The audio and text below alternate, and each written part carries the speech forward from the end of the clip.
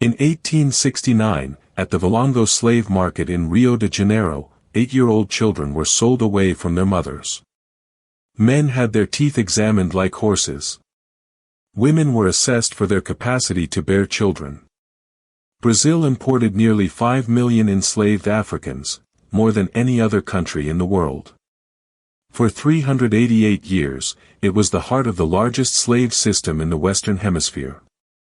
We are in colonial Brazil, between 1500 and 1888. Portugal began trafficking Africans to Brazil around 1549, when the first enslaved people arrived to work on northeastern sugar plantations. Slavery became the backbone of the economy. Without enslaved labor, there was no sugar, no gold, no coffee. Brazil was, above all, an extraction machine sustained by African bodies. Before Africans, the Portuguese attempted to enslave indigenous Brazilians. But disease, escape, and resistance limited that system.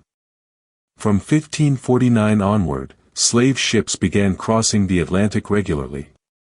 Most enslaved Africans brought to Brazil came from Angola, Congo, Nigeria, and the Bight of Benin. They were Yoruba, Bantu, Gij, male, peoples with ancient cultures, torn away by force. The slave trade peaked between 1700 and 1850. On slave ships, called tumberos or floating tombs, Africans were chained in holds with no ventilation, lying side by side with no room to move. The crossing lasted between 30 and 90 days. Between 10 and 15% of Africans died before arriving, approximately 1.2 million people.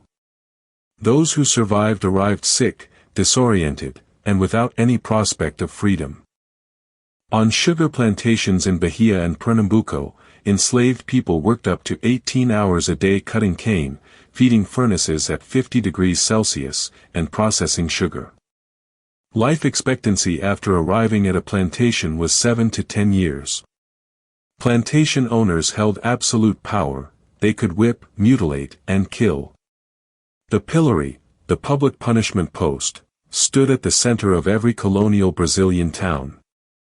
Zumbi dos Palmares was born around 1655 in the Quilombo dos Palmares, in Alagoas. Son of enslaved Africans, he became the greatest symbol of black resistance in the Americas. Quilombo dos Palmares grew to shelter 30,000 people, an independent republic within colonial Brazil. For nearly a century, it withstood 27 military expeditions by Portuguese and Dutch forces. Zumbi led its defense for more than 2 decades. The greatest enemies of the enslaved were plantation owners, capitas do mato, slave catchers paid per capture, and the imperial state itself. But there were unexpected allies, abolitionist priests, lawyers like Luiz Gama, himself a former slave who freed more than 500 people through legal means, and journalists like José do Patrocínio, who founded the Gazeta da Tarde newspaper in 1881 to fight for abolition.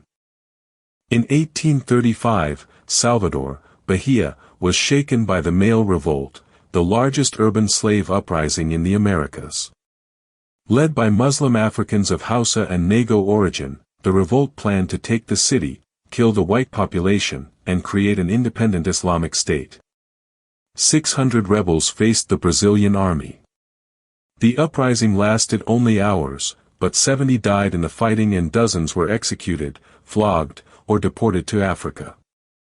On November 20, 1695, Zumbi dos Palmares was betrayed by an ally, captured, and beheaded. His head was displayed publicly in Recife to prove he was mortal, countering rumors that he was an immortal spirit. Quilombo dos Palmares was destroyed. But resistance did not die. In the following centuries, more than 40 Quilombos were documented in Brazil. The struggle continued in the slave quarters, in the courts, and in the streets. The Brazilian abolitionist movement gained strength in the 1860s and 1870s, pressured by abolition in the United States in 1865 and by the Paraguayan War, in which enslaved men fought under promises of freedom. In 1871, the free womb law declared free the children of enslaved mothers born after that date, but many remained on plantations as ingenuos, working without pay. In 1885, the sexagenarian law freed slaves over 60, a practically useless freedom. On May 13, 1888, Princess Isabel signed the Golden Law, 18 words that abolished slavery in Brazil. No reparations were paid to former slaves.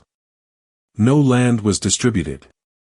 No social inclusion policy was created. Of the approximately 700,000 people freed that day, most migrated to city outskirts with no work, housing, or prospects. Brazil was the last country in the Western Hemisphere to abolish slavery. Among the survivors was Luiz Gama, sold into slavery by his own father at age 10. He taught himself to read, became a self-taught lawyer, and freed more than 500 enslaved people through the courts. He died in 1882, 6 years before abolition. Maria Firmina dos Reis, a teacher from Maranhão, published Brazil's first abolitionist novel, Ursula, in 1859, ignored for more than a century. Unlike post-war Germany or the United States, Brazil never conducted a formal Truth and Justice Commission on slavery. The archives were partially destroyed. In 1891, Finance Minister Rui Barbosa ordered the burning of slave trade records, claiming to erase the stain of slavery, but also destroying the possibility of reparations and the historical trail of African families. For decades, Brazil built the myth of racial democracy, the idea that racial mixing had erased racism. Sociologist Gilberto Freire, in The Masters and the Slaves in 1933, romanticized relations between masters and enslaved women, ignoring systematic violence. This myth was dismantled by researchers like Florestan Fernandes in the 1960s and 1970s, who showed the continuity of structural racism in Republican Brazil. The Valongo Wharf in Rio de Janeiro was the largest disembarkation port for enslaved Africans in the Americas. Approximately 900,000 people passed through between 1774 and 1831. Rediscovered in 2011 during World Cup construction works, it was declared a UNESCO World Heritage Site in 2017. Bones, chains, and personal objects of Africans were found beneath the stones, the largest archaeological site of the African diaspora in the world. The legacy of slavery in Brazil is measured in brutal statistics. Black Brazilians represent 56% of the population, but 75% of the poorest, 67% of the unemployed, and 77% of homicide victims. Life expectancy for a black man in Brazil is 4 years shorter than for a white man. Racial quota policies in universities, implemented from 2003, are a belated response to centuries of systematic exclusion. Slavery did not fully end in Brazil in 1888. Forced labor still exists. In 2023, Brazil's Ministry of Labor rescued 2,575 workers in conditions analogous to slavery, on cattle ranches, charcoal operations, and coffee farms. Since 1995, when the government acknowledged the problem, more than 60,000 workers have been freed.